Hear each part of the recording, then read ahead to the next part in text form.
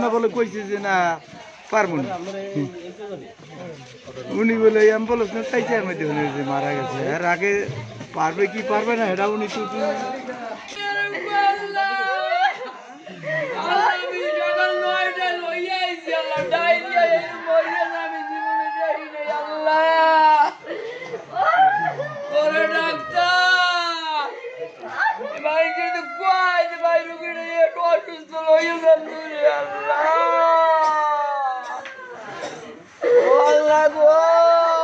তো বলেন তো ভাই। ভাই ডায়রিয়া হয়েছে আমার বাচ্চাটা কালকে সকাল থেকে গেল সকালে জ্বর, ডায়রিয়া নেই, রাত্রে হইতে ডায়রিয়া একটু বমি, সকালে নিয়ে আইছি স্যার, এনে নিয়ে আইয়া 9টার সময় ভর্তি করছি।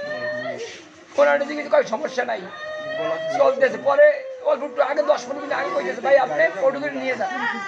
আমি দৌড়ে নিয়ে গেছি। কে বলছে কথাটা? এটা ডাক্তার বলছে। নাম কি ডাক্তারের?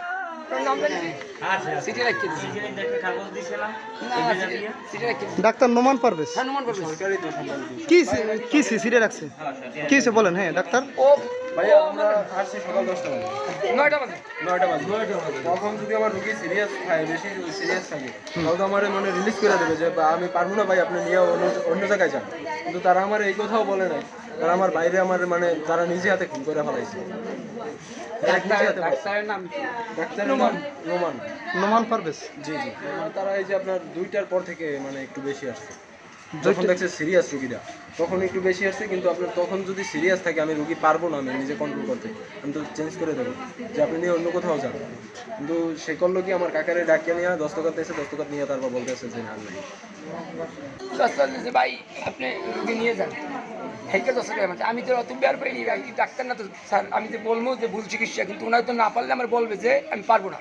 আপনার কাছ থেকে যখন সিগনেচার নিছে তার আগে কি আপনাকে রোগীর যে বর্তমান এই যে ওনার যে বর্তমান কন্ডিশন জানাইছে?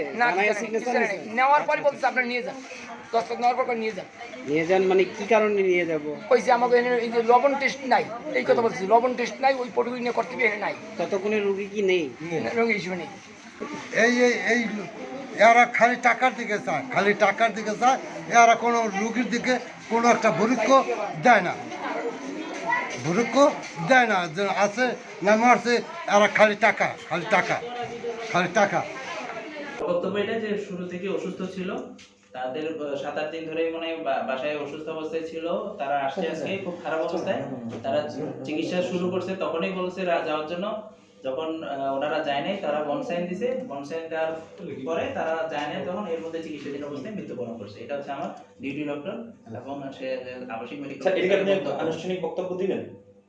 এটা আমি আনুষ্ঠানিক বলতে পারলে আমার একটু ফাইল দেখে বলতে হবে যে আসলে আমি এখন কেমনে বলবো কয়টায় কি না, একটা প্রশ্ন করলে উত্তরটা কেমনে দিবে, আমাকে তো একটা ফাইল দেখতে হবে। ঠিক আছে স্যার, স্যার আমরা এটা বলি স্যার, উনি আমাদের ফোন রিসিভ করেন কোনো সাংবাদিক, এবং আপনি আনুষ্ঠানিকভাবে কোনো বক্তব্য আমাদের দেন না। আমি